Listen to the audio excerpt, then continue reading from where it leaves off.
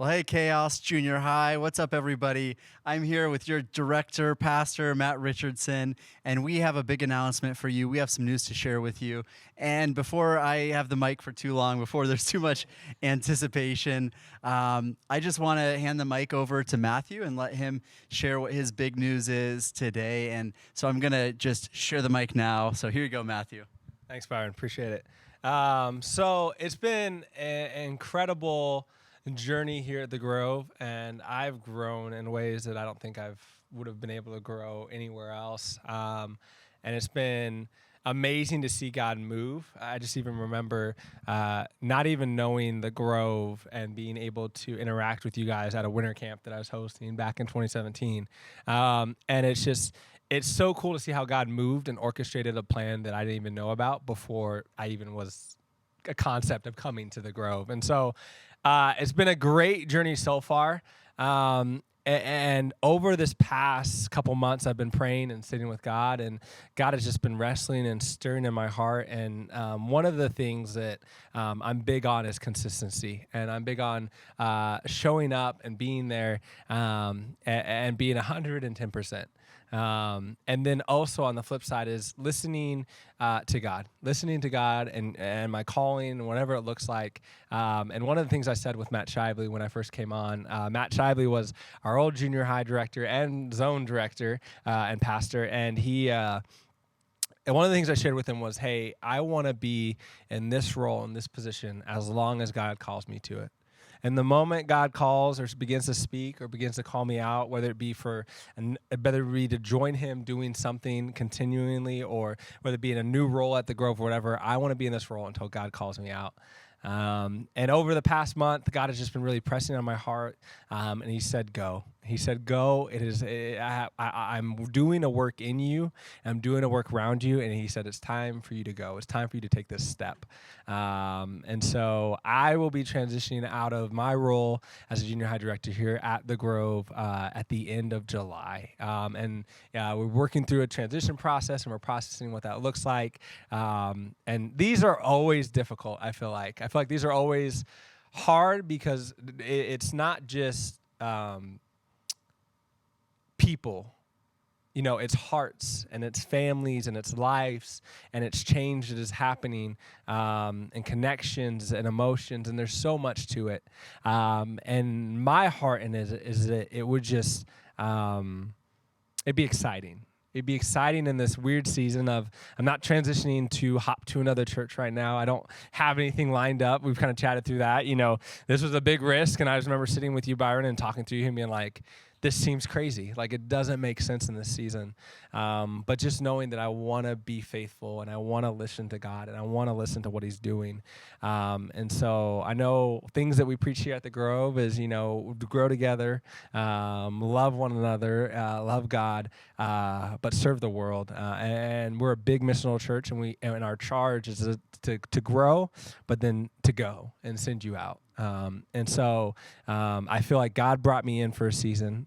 God has moved through my life, and over the last 3 or so odd years, just intentionally moved in the students here in Chaos. And even just as I look around this youth room, seeing what God's hand in each and every single piece of connection and our values and our heart, and the you belong here and all the students' faces on that wall, seeing what God did in the lives and the hearts of students here is just incredible. And just being to be blessed to be a part of that is so cool. And so it's like a bittersweet moment, because it's always that, you're like, it's never easy, and like, this isn't like nothing happened. There's no hard feelings. Like, I love the Grove. I love Chaos. I love my role. And so this is me being obedient to God and taking a step in faith and saying, okay, God, you're calling me to go. Doesn't make sense, but I'm going to be obedient. And I'm going to take that step of faith and be obedient to that. I know, like you said, it's never easy. It's so hard. And I think with that, there's so many questions that come up, like, why, I think, everyone has now, people aren't sitting in the room, the students aren't sitting there and they're like, what, well, why? Yeah. And maybe some of you, you're going to have questions, and maybe you're going to want to text Matthew and you're going to be like, well, why? What are you doing now? What's next? And maybe that's your big question for Matthew. He said he's not going to be here anymore. This is something we've talked about. Maybe, what's he going to be doing now? Is he going to be going somewhere else? Is he not going to be working at a church anymore? Is he going to be not a pastor anymore or working? What's he going to be doing? And so maybe can you speak to that real quick? I know you kind of said that. So what does that look like? And maybe just for a minute, maybe say what you're going to be doing, because you told me. Yeah, I think it's been cool because it's like, a lot of sometimes these transitions happens and they happen really unhealthily or something happened, and that the cool thing about this is it's just me listening to God and being ready for what he's going to do next. And I have a big passion for junior high students, but I love students as a whole. I love connection. I love teaching the Bible. I love seeing students grow and dive deeper. And so I've just really just listening, really just listening right now. I think God has still called me to be in ministry. And so I see that being a big opportunity. I don't know what it is. I don't know if I'll be a youth pastor. I don't know if I'll be doing outreach, missional work. I don't know, but I feel like that's kind of next on the horizon, and that could be what God could be calling me to. I have a big heart for organizations and working in that, and so there's been several different things where I'm like, God, these are all of my heart. If I could do any of these, I don't know, maybe outreach, maybe working with students, and so but really right now it's just been listening and being still and listening for the right opportunity. I think it's so easy to be distracted and have, the noise of opportunities being presented to you and be like, oh, well, I want to do that. And, so ready to jump on it and being like, okay, God, but what is it that I can join you at to continue for the big C, continue to spread and preach the gospel, whether it be here or somewhere else or local or far away or in a third world country. What does it look like? And so, it's still kind of in that unknown stage, and so that's the part where it's a big faith step.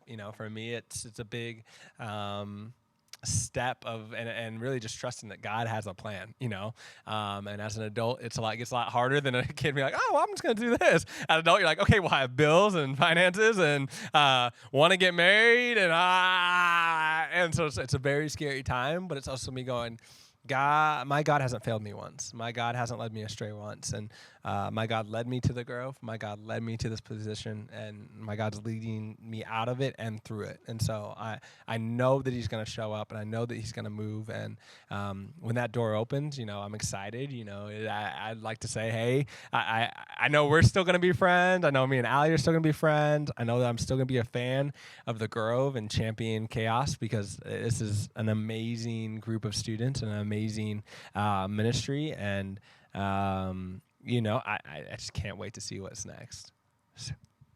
I love that. It's like that third principle, that third foundation we have here at our church at the Grove: serve the world. And if you know your pastor, if you know Matt, serving, he's a servant. He'll serve you. He'll serve anybody. He'll do anything for anyone, and that's what he's going to be doing now somewhere. At another church or another nonprofit for God. He'll be serving people. He'll be serving the world now. Maybe as a missionary, who knows? Yeah. He'll be serving the world. That's his heart. And, Matthew, maybe do you have anything to tell your students or tell your church or tell your people now? Maybe some people are like, am I ever going to see him again? Or will I get to talk to him? Can I text him? Well, maybe just anything that's on your heart that you want to tell your people.